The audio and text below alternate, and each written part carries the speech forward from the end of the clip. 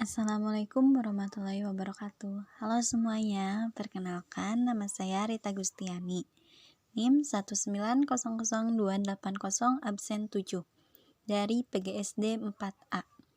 Di sini saya akan memaparkan mengenai tugas perkembangan menurut Erik Erikson. Dengan ini saya menyatakan saya telah membaca dan mempelajari slide PPT di Google Classroom tentang tugas-tugas perkembangan. Untuk itu saya akan memperdalam tugas perkembangan rumusan dari Erik Erikson. Sebelum masuk ke materi, kita mengenal dulu biografi dari Erik Erikson. Nah, namanya yaitu Erik Erikson. Beliau lahir pada tanggal 15 Juni tahun 1902 dan wafat tanggal 12 Mei tahun 1994. Dan beliau merupakan seorang pakar psikologi perkembangan dan psikoanalis. Dan beliau merupakan berkebangsaan Jerman. Erik Erikson menjelaskan bahwasanya ada hubungan timbal balik antara pribadi dan kebudayaan sampai orang tersebut menjadi dewasa. Lingkungan hidup seseorang dari awal sampai akhir dipengaruhi oleh sejarah seluruh masyarakat. Karena perkembangan relasi antara sesama manusia, masyarakat, serta kebudayaan semua saling terkait. Tugas perkembangan menurut Erik Erikson dibagi menjadi 8 fase. Nah, yang pertama yaitu fase bayi dari mulai 0 sampai 18 bulan. Yang kedua yaitu balita dari 18 bulan sampai 3 tahun. Yang ketiga prasekolah yaitu dari umur 3 sampai 6 tahun. Yang keempat usia sekolah 7 sampai 12 tahun. Yang kelima yaitu fase remaja dari mulai 12 sampai 18 tahun. Yang keenam yaitu dewasa dari 18 sampai 40 tahun. Yang ketujuh yaitu paruh baya dari mulai 40 sampai 60 tahun. Dan yang kedelapan yaitu lansia dari 60 tahun dan seterusnya. Sekarang kita masuk ke fase bayi. Nah, krisis utama yang dialami pada fase ini adalah percaya versus curiga, di mana bayi mulai belajar mempercayai orang lain agar kebutuhan-kebutuhan dasarnya terpenuhi. Peran ibu atau orang-orang terdekat seperti pengasuh yang mampu menciptakan keakraban dan kepedulian dapat mengembangkan kepercayaan dasar. Perilaku bayi yang dilakukan pada fase ini adalah ketergantungan pada ibu dan pengasuh, persepsi yang salah pada diri anak tentang lingkungannya karena penolakan dari orang tua atau pengasuh mengakibatkan bertumbuhnya perasaan tidak percaya sehingga selanjutnya yaitu fase balita.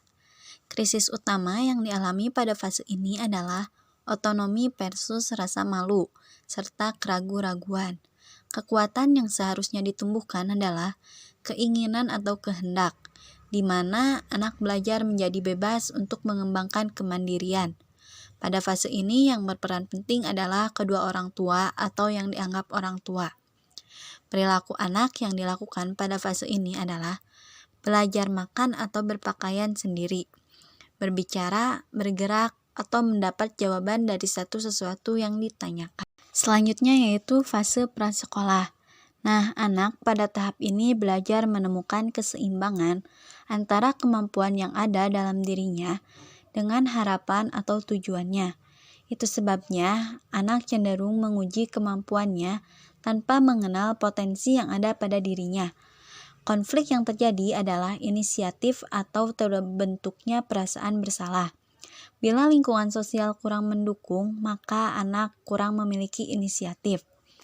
Nah, perilaku anak yang menonjol selanjutnya yaitu fase usia sekolah. Nah, pada fase ini, konflik yang terjadi yaitu kerja aktif versus rendah diri. Itu sebabnya kekuatan yang perlu ditumbuhkan ialah kompetensi atau terbentuknya berbagai keterampilan. Pada fase ini, anak belajar mengenai keterampilan sosial dan akademis melalui kompetisi yang sehat dengan kelompoknya. Keberhasilan yang diraih anak memupuk rasa percaya diri. Sebaliknya, apabila anak menemui kegagalan, maka terbentuklah inferior. Selanjutnya, fase remaja. Pada tahap ini, anak mulai memasuki usia remaja, di mana identitas diri baik dalam lingkup sosial maupun dunia kerja mulai ditemukan. Bila dikatakan masa remaja dalam awal usaha pencarian diri, sehingga anak berada pada tahap persimpangan antara masa kanak-kanak dengan masa dewasa. Konflik utama yang terjadi ialah identitas versus kebingungan peran, sehingga perlu komitmen yang jelas agar terbentuk kepribadian yang mantap untuk dapat mengenali dirinya. Pada fase ini, anak memiliki hasrat seksual yang lebih aktif sehingga harus diberikan perhatian yang baik mengenai hubungan seksual. Anak dapat diberikan pembelajaran mengenai seks di usia dini agar tidak menyalahgunakannya. Dan fase ini anak akan mencari identitas diri. Selanjutnya yaitu fase dewasa.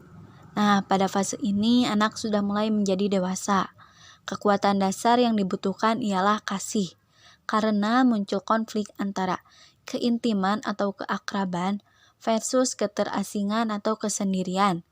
Pada fase ini, orang tersebut sedang berusaha mencari pasangan atau malah sebaliknya, menjauhkan dirinya dari lawan jenisnya. Semuanya tergantung dari apa yang ia alami sebelumnya. Sosok yang berperan pada fase ini ialah kekasih, suami atau istri, termasuk juga sahabat yang dapat membangun suatu bentuk persahabatan sehingga tercipta rasa cinta dan kebersamaan. Bila kebutuhan ini tidak terpenuhi, maka muncullah perasaan kesepian, kesendirian, dan tidak berharga. Selanjutnya, fase paruh baya. Pada fase ini, seseorang telah menjadi dewasa, sehingga dihadapkan kepada tugas utama untuk menjadi produktif dalam bidang pekerjaannya, serta tuntutan untuk berhasil mendidik keluarga serta melatih generasi penerus. Konflik utama pada tahap ini adalah generativitas versus stagnasi, sehingga kekuatan dasar yang penting untuk ditumbuhkan ialah kepedulian. Kegagalan pada masa ini menyebabkan stagnasi atau keterhambatan perkembangan. Pada fase ini, keluarga memiliki peran yang penting dalam hidupnya. Selain itu, institusi atau pekerjaan yang ia jalani berperan besar juga. Hal yang dilakukan pada fase ini adalah sibuk, membuat ide untuk generasi masa depan dan mencapai tujuan hidup. Yang terakhir yaitu fase lansia. Dan ini merupakan fase terakhir di kehidupan manusia, di mana krisis utama pada fase ini ialah integritas ego versus keputusasaan, dengan kekuatan utama yang perlu dibentuk ialah pemunculan hikmat atau kebijaksanaan. Sosok yang berpengaruh pada fase ini ialah siapapun yang dapat membuat dirinya merasa berguna. Perilaku yang paling disenanginya adalah berbagi pengalaman, sehingga mereka sangat senang jika ada teman untuk berbicara. Nah, itu dia penjelasan mengenai tugas perkembangan menurut Erik Erikson. Semoga pemaparan tadi bermanfaat untuk yang mendengarkan. Sekian dari saya, mohon maaf apabila banyak kekurangannya. Wassalamualaikum warahmatullahi wabarakatuh.